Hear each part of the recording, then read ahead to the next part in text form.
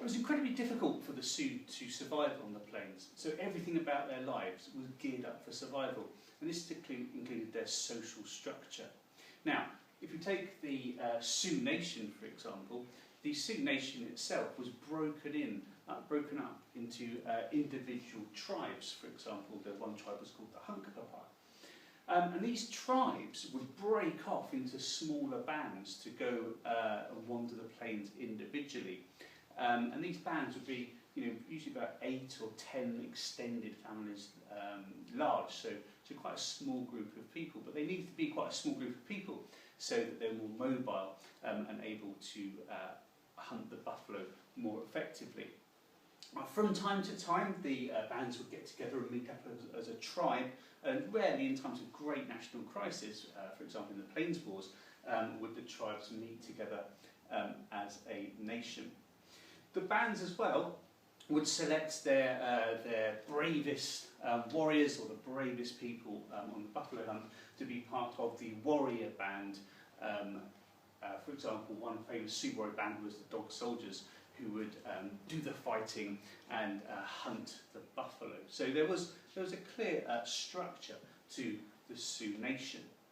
Now, within the band itself, there was also a clear structure and definition of roles. So it was the men's job to protect the band, to fight against any other tribes, and to hunt the buffalo, and also to become chiefs and maybe make the decisions for the band.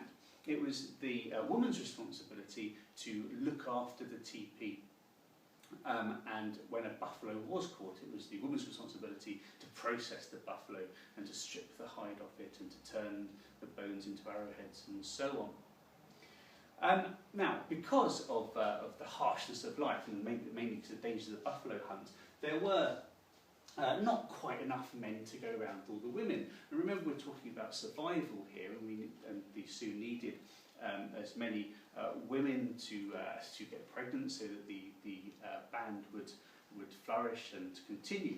And so therefore the Sioux would practice polygamy, having more than one wife, which when the whites of course encountered this, they thought was unchristian and savage. But it was all about survival.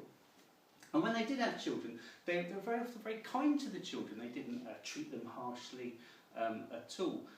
Some accounts say that the harshest treatment ever meted out to young Sioux children was to chuck a bucket of water over them. There were no beatings or anything, which again, the whites at the time, this being the 19th century, thought was savage as well. You had to treat your children with some discipline.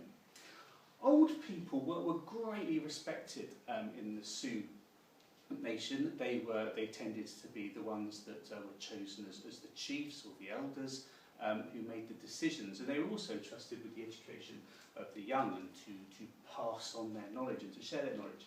But remember, it's all about survival. So once the old people became a burden to the tribe, slowed them down and they couldn't follow the buffalo anymore, then it was accepted that the old people should be left behind on the plains to die, to go back to the earth, to go back to the plains where they came from.